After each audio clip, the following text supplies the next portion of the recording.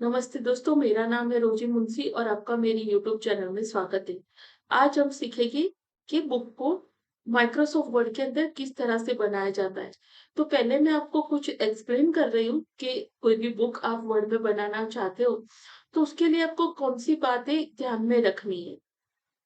तो पहले हम वो समझते हैं टॉपिक्स, उसके बाद माइक्रोसॉफ्ट वर्ड में हम बुक बनाएंगे। तो दोस्तों जनरली बुक में क्या होता है कि जिस तरह से आप देख सकते हो कि यहाँ पे चैप्टर 1 लिखा है, उसकी फॉन्ट, उसका कलर, उसकी साइज बाकी सारे कैरेक्टर से अलग है। तो ये जो है वो हमारा चैप्टर नंबर है। उसी तरह से ये जो है चैप्टर का नाम है, तो उसके फॉन्ट भी कुछ अलग स्टाइल के हैं। तो ये हमारा चैप्टर का नाम बनेगा। तो ये हमारे चैप्टर के टॉपिक है। ये जो है वो चैप्टर का पैराग्राफ है। तो जितने भी पैराग्राफ है वो सिमिलर फॉन्ट में सिमिलर साइज में होने चाहिए। तो यहाँ पे आप देख सकते हो कि इतने पेज में आपको टोटल 4 डिफरेंट तरह के कैरेक्टर दिखाई दे रहे हैं। तो ये चैप्टर नंबर हो गया, ये हमारा चैप्टर का नाम हो गया, ये हमारे टॉपिक का नाम हो गया और ये हमारा पैराग्राफ हो गया। अब उसी बुक में अगर आप कोई और चैप्टर देखोगे, जैसे कि मैं अभी चैप्टर 2 को ओपन कर रही हूँ, तो ये जो है वो हमारा चैप्टर का नंबर है। जैसे चैप्टर 1 था वैसे ही फॉन्ट है। तो यहाँ पे चैप्टर नंबर का आपको सिमिलैरिटी रखनी पड़ेगी, जैसे 1 में था वैसे ही 2 में होना चाहिए, वैसे ही बाकी सारे चैप्टरों में होना चाहिए। ये जो है वो हमारा चैप्टर का नाम है। तो जैसे चैप्टर 1 का नाम था, सिमिलर फॉर्मेट में ये भी है। फिर यहाँ पे आप देख सकते हो कि ये जो है वो चैप्टर 2 के टॉपिक्स है। तो टॉपिक्स पूरी बुक में सिमिलर इसी तरह से होने चाहिए। ये हमारा पैराग्राफ है, तो वो सिमिलर आपको चैप्टर 1 के पैराग्राफ की तरह दिखेगा। अब इसी चीज को अगर आप बनाते हो विदाउट स्टाइल, तो क्या प्रॉब्लम आएगी कि मान लो आपके 50 चैप्टर है और आपको बोला जाता है कि ये जो टॉपिक है उसका आपको ब्लू कलर करना है और अंडरलाइन करना है। तो आपको जितने भी चैप्टर है उन सारे टॉपिक को मैन्युअली सिलेक्ट करके करना बहुत हार्ड हो जाएगा और वो टाइम कंज्यूमिंग जॉब होगी। उसको अगर आप स्टाइल से करते हो तो सिर्फ एक ही जगह पे चेंजेस करोगे, पूरी बुक में वो चेंजेस इफेक्ट में तुरंत आ जाएगा।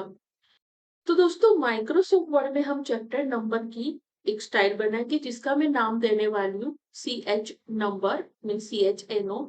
आप अपनी तरह से कोई भी नाम दे सकते हो। फिर है चैप्टर नेम का मैं CH नेम देने वाली हूँ। चैप्टर टॉपिक का मैं CH टॉपिक देने वाली हूँ और चैप्टर पैराग्राफ का मैं CH पैरा देने वाली हूँ। तो टोटल मैं 4 स्टाइल बनाने वाली हूँ। तो ये किस तरह से वर्ड में बनानी है और किस तरह से उसके चैप्टर बनाने में आपको डेमो में 3 चैप्टर बना के बताऊंगी और फिर उसमें क्या चेंजेस कर सकते हैं वो भी मैं आपको दिखाऊंगी। तो चलते हैं माइक्रोसॉफ्ट वर्ड में। तो दोस्तों माइक्रोसॉफ्ट वर्ड के अंदर जो होम मेन्यू है उसके अंदर यहाँ पे डिफॉल्ट स्टाइल कुछ दी गई है, बट वो तो हम ऑलरेडी हमारे जो वर्ड के ट्यूटोरियल उसमें सीखने वाले। मैं आज जो आपको बुक बनाना सिखाना चाहती हूँ उसके लिए हमें स्टाइल, खुद की स्टाइल बनाते आना चाहिए। तो हमें 4 स्टाइलें बनानी है। तो वो कहाँ से बनानी है वो मैं आपको एक बार बता रही हूँ। तो यहाँ पे ये जो आपको स्क्वायर दिख रहा है, ये वाला, यहाँ पे आपको एक स्क्वायर दिख रहा होगा, वहां पे आपको क्लिक करना है। तो वहां पे आप क्लिक करोगे तो आपको इस तरह से स्टाइल का एक मेनू मिल जाएगा। तो इसके अंदर आपको यहाँ पे ये जो है न्यू स्टाइल करके ऑप्शन है, वहां पे क्लिक करना है। मैं यहाँ पे क्लिक करके न्यू स्टाइल बनाऊंगी जिसका नाम मैं दूंगी CH नंबर। उसके बाद मैं फॉर्मेट में फॉन्ट पे क्लिक करूंगी। तो चैप्टर नंबर मुझे जिस स्टाइल में चाहिए उसके लिए मैं यहाँ से फॉन्ट पसंद करूंगी। आप अपनी चॉइस का कोई भी फॉन्ट ले सकते हो।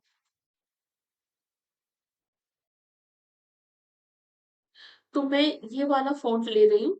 फिर मैं उसको साइज दूंगी। तो यहाँ पे जितने बड़े फॉन्ट आप रखना चाहते हो उसके अकॉर्डिंग आप साइज रख सकते हो। उसका आप जो भी कलर रखना चाहते हो वो कलर रख सकते हो। कोई आपको स्पेशल इफेक्ट देनी हो तो आप यहाँ से दे सकते हो कि जो भी आप देना चाहते हो। और उसके बाद मैं उसको ओके करूंगी। मान लो कि उसको मुझे कोई बॉर्डर भी देनी है, तो मैं फॉर्मेट में जाऊंगी। उसके बाद यहाँ पे बॉर्डर करके ऑप्शन है। बॉर्डर में आपको जो भी बॉर्डर अच्छी लगे वो आप ले सकते हो। मैं यहाँ पे ये वाली बॉर्डर ले रही हूँ और उसका कलर भी आपको जो भी अच्छा लगे वो आप दे सकते हो। मैंने ग्रीन कलर ले लिया है एंड फिर मैं ओके दे रही हूँ। तो यहाँ पे आप देख सकते हो कि मेरी स्टाइल जो उसको बॉर्डर मिल गई है। अब मान लो कि मुझे चैप्टर का नंबर सेंटर में चाहिए, तो मैं यहाँ पे पैराग्राफ में जाऊंगी और यहाँ पे मैं उसको सेंटर कर दूंगी। फिर ओके। तो मैंने बेसिकली क्या किया, फॉन्ट सिलेक्ट करके फॉन्ट की इफेक्ट दे दी, फिर बॉर्डर दे दिया और फिर पैराग्राफ की इफेक्ट में मैंने सेंटर दे दिया। तो यहाँ पे और भी ऑप्शन है, जैसे आपके रिक्वायरमेंट आप उसका यूज कर सकते हो। अब मैं यहाँ पे ओके दे दूंगी। तो यहाँ पे आप देख सकते हो कि मेरी एक स्टाइल बन गई है। उसी तरह से मैं दूसरी स्टाइल बनाऊंगी। तो यहाँ पे मैं क्लिक करूंगी। अब मैं चैप्टर नेम के लिए बना रही हूँ, तो CH नेम लिखूंगी। फिर यहाँ पे मैं नॉर्मल सिलेक्ट करूंगी। यहाँ पे पुरानी स्टाइल आपको नहीं सिलेक्ट करनी है, नॉर्मल लेना है। अब चैप्टर नेम के लिए आपको जो फॉन्ट चाहिए वो आप पसंद कर लो। तो नेम के लिए मैं यहाँ से कोई भी अच्छे वाले फॉन्ट सिलेक्ट करूंगी। मैंने ये फॉन्ट सिलेक्ट कर लिए। फिर उसको आप जो भी साइज देना चाहते हो वो साइज दे दो। आप जो भी कलर देना चाहते हो वो कलर दे दो और फिर ओके।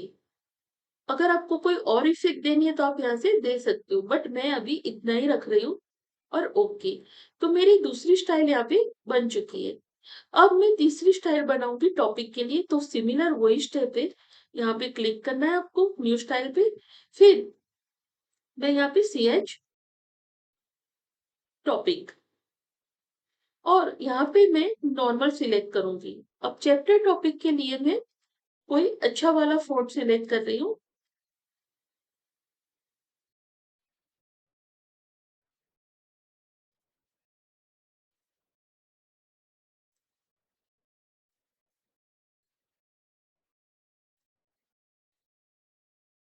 तो मान लो कि मैंने ये सिलेक्ट कर लिया।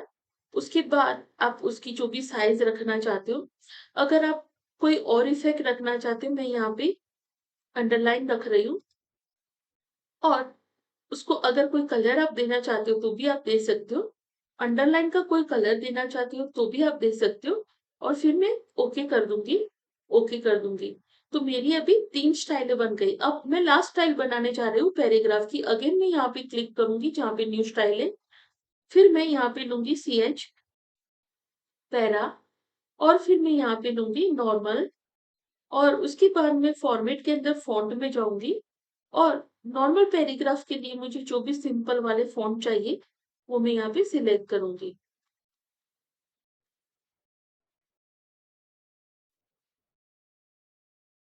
तो मैं ये वाले फॉन्ट सिलेक्ट कर रही हूँ और उसकी जो भी आप साइज रखना चाहते हो वो आप दे दो। देन ओके कर दो। ओके कर दो। तो मेरी टोटल 4 स्टाइलें बन गई है। उसके बाद मैं ये जो स्टाइल का जो मेनू है उसको मैं क्लोज कर रही हूँ। यहाँ पे मेरी 4 स्टाइलें बन गई है। अब मैं पहले चैप्टर बनाऊंगी माइक्रोसॉफ्ट वर्ड का, दूसरा चैप्टर बनाऊंगी माइक्रोसॉफ्ट एक्सेल और तीसरा चैप्टर बनाऊंगी मैं पावर पॉइंट का। हर एक में मैं कुछ टॉपिक्स ऐड करूंगी। तो सबसे पहले मुझे यहाँ पे क्लिक करना है चैप्टर नंबर की जो स्टाइल है वहां पे। उसके बाद मुझे लिखना है चैप्टर 1। उसके बाद मैं एंटर दूंगी और फिर चैप्टर का नाम लिखना है। तो मैं नाम वाली जो स्टाइल है उसको क्लिक करूंगी और यहाँ पे मैं लिख रही हूँ MS वर्ड। उसके बाद मैं टॉपिक को सिलेक्ट करूंगी और मैं यहाँ पे लिख रही हूँ होम मेनू। उसके बाद मैं पैराग्राफ को सिलेक्ट करूंगी और यहाँ पे मैं एक डेमो टेक्स्ट लिख रही हूँ।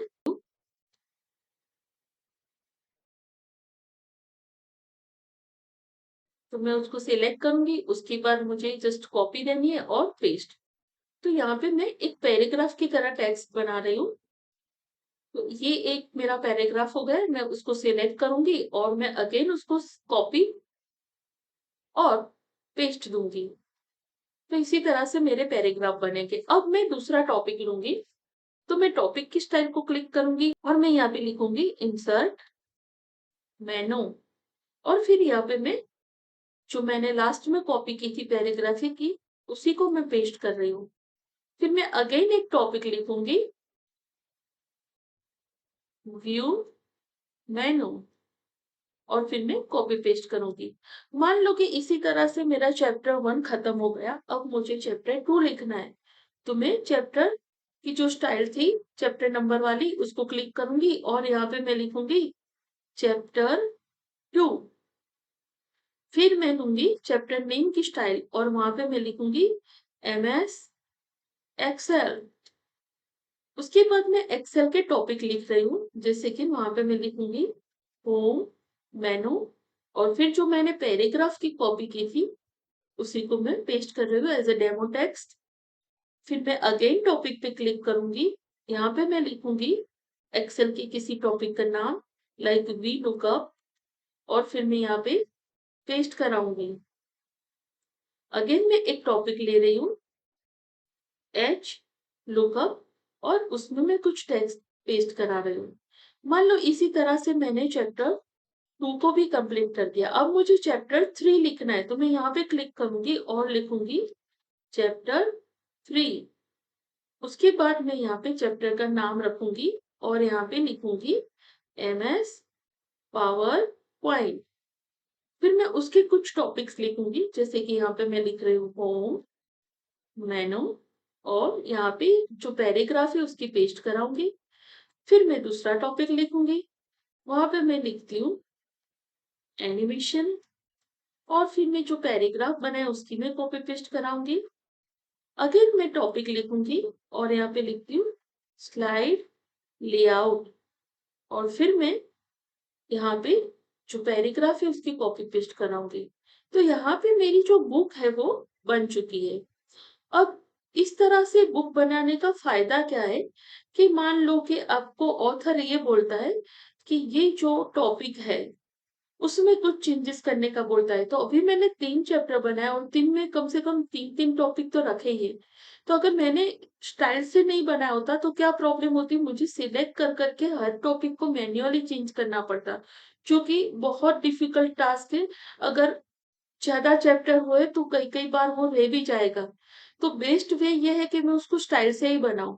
मान लो मुझे यहाँ पे अंडरलाइन नहीं चाहिए, तो मैं क्या करूंगी, उसके लिए मैं जाऊंगी चैप्टर टॉपिक की स्टाइल, उसके ऊपर मैं राइट क्लिक करूंगी और मॉडिफाई करूंगी। फिर फॉर्मेट के अंदर जाऊंगी, फॉन्ट में जाऊंगी, फिर मैं यहाँ पे अंडरलाइन स्टाइल वहां पे नन सिलेक्ट कर लूंगी, और फिर मैं ओके कर दूंगी, ओके कर दूंगी। जैसे ही मैंने ओके किया, जहां जहां पे वो स्टाइल यूज हुई है आप देख सकते हो कि यहाँ पे अंडरलाइन निकल गई। पूरी बुक में आपको वो इफेक्ट मिलेगी। देख सकते हो सेकंड चैप्टर में भी आप देख सकते हो कि अंडरलाइन नहीं रही है। ठीक है। इसी तरह से मान लो कि आपको कोई पैराग्राफ का फॉन्ट चेंज करने को बोलता है, तो वो कैसे करोगे। तो मैं यहाँ पे एक बार पैराग्राफ पे क्लिक करती हूँ, फिर जो पैराग्राफ है वहां पे राइट क्लिक करूंगी, फिर मॉडिफाई पे क्लिक करूंगी, फॉर्मेट पे क्लिक करूंगी, और मुझे जो भी चीज चेंज करनी है, मुझे फॉन्ट चेंज करने है तो मैं वहां पे जाऊंगी और मैं उसकी फॉन्ट आपको चेंज करके बताती हूँ।